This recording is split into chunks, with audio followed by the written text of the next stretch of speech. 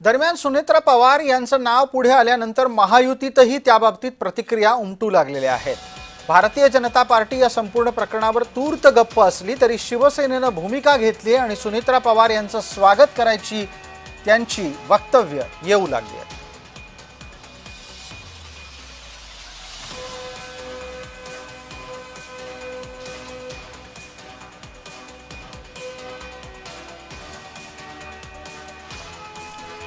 अजितदादांच्या निधनानंतर राष्ट्रवादी काँग्रेस पक्षाचा हा खरं तर प्रश्न आहे की कोणाला उपमुख्यमंत्री करायचं आणि त्याच्या पार्श्वभूमीवर जर उद्या आमदारांची बैठक होऊन एकमुखानं सुनेत्रा वहिनींचं नाव जर येणार असेल तर हा राष्ट्रवादीचा वैयक्तिक बाब आहे, परंतु आम्ही सगळे त्याचं स्वागत करू आणि त्या संदर्भामध्ये मुख्यमंत्री महोदयांना माझ्या माहितीप्रमाणे सगळे राष्ट्रवादी काँग्रेस पार्टीचे पदाधिकारी भेटलेले आहेत आणि या दुर्दैवी घटनेनंतर जो काही निर्णय घ्यायचा आहे तो राष्ट्रवादी काँग्रेस पक्षानं आणि पवार कुटुंबियांनी घ्यायचा आहे असं माझं वैयक्तिक मत आहे।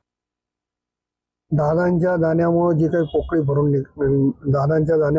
पोकळी झालेली आहे ती जर भरून काढायची असेल तर आदरणीय सुनेत्रा वहिनी पवार यांनीच नेतृत्व केलं पाहिजे अशी माझी देखील स्वतःची भूमिका आहे।